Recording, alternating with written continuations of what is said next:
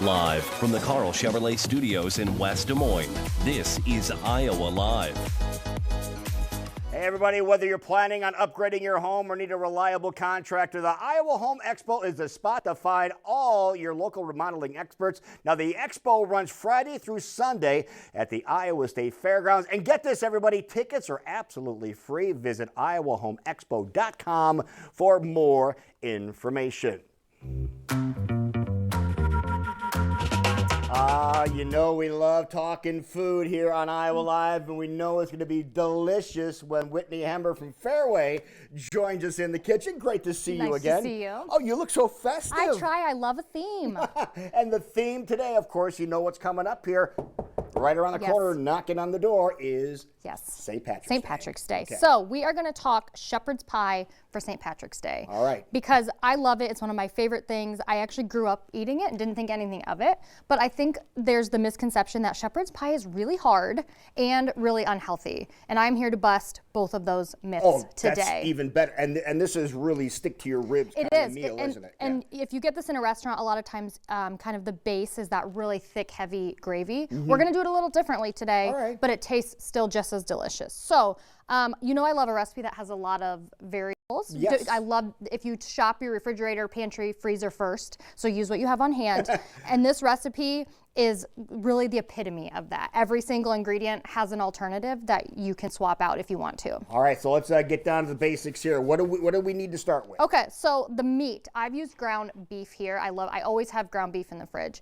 You could also use any kind of leftover roast or shredded beef. Okay. Because you know sometimes you make a roast and you've just got so much left over. What are you going to do with it? How are you going to repurpose it? This is a great way you could easily use that leftover roast. Yeah, a lot of times you end up having that roast and you wrap it up and you freeze it and you say, what am I going to use it for in the future? This is perfect for So yeah, if you see roast on sale and you stock up, this would be a great way. Like I said, I used ground beef in it today. That's usually my go-to, but any kind of leftover shredded beef, about a pound, works as well. Okay. Okay, so that is number one. Any percentage of ground beef will work here also. Oh, good. That's going off of your segment on that. Because we add a little bit of liquid, so you could go with the 93 lean here if you wanted to. I always have the our own fresh in the fridge, which is about 85. Okay. But any percent you have works great.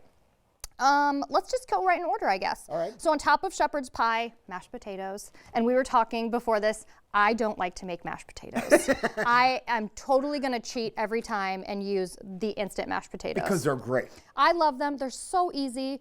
But you could definitely make mashed potatoes, but what I like to do in here is also kind of cut it with some cauliflower. See, we love adding vegetables. Yes, right? we're adding vegetables, and I will be the first to tell you the cauliflower craze wasn't fooling me. It doesn't taste on its own like mashed potatoes.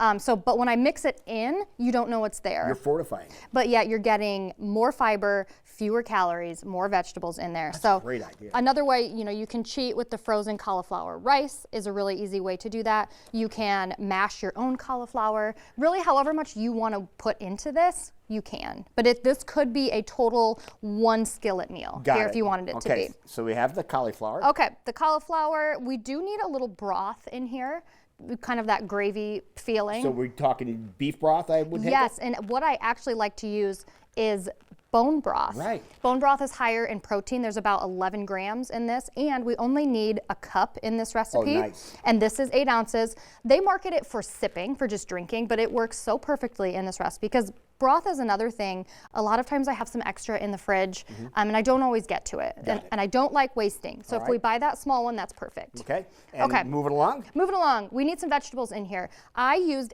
actually a can of frozen vegetables. You need about 2 cups for this recipe. Okay. Fareway canned vegetables are on sale right now, so that's why I use those. Stock up. I used a mixed vegetable. You could use any vegetable you like. Frozen, great to pull those out.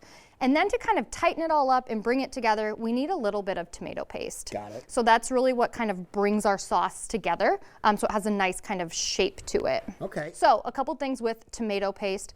The can is cheaper, but if you're not going to use the whole can, I do recommend that you invest in the tube. Okay, what because you usually only need a couple tablespoons at a time. So that's a good way. You can keep it in the fridge. It's ready to go. You're not wasting any. So it might seem a lot more up front, but in the long run, I do think you're better off. You're not wasting. Now there's going to be a cooking class. set up to show you this. When's that happening? Yes, next Wednesday, March 12th from 12 to 12:30, we will have a cooking class. It's free to attend.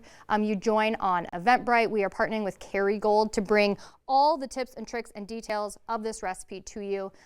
As always, there's a chance to win a prize, and this month it is a Kerrygold prize pack. That is awesome. That will be sent directly to the winner, and you can register at fairwaydietitians.eventbrite.com. Right. Thank you so much. We appreciate Thank it, and thank you so much for watching. We'll be back tomorrow for Iowa Live.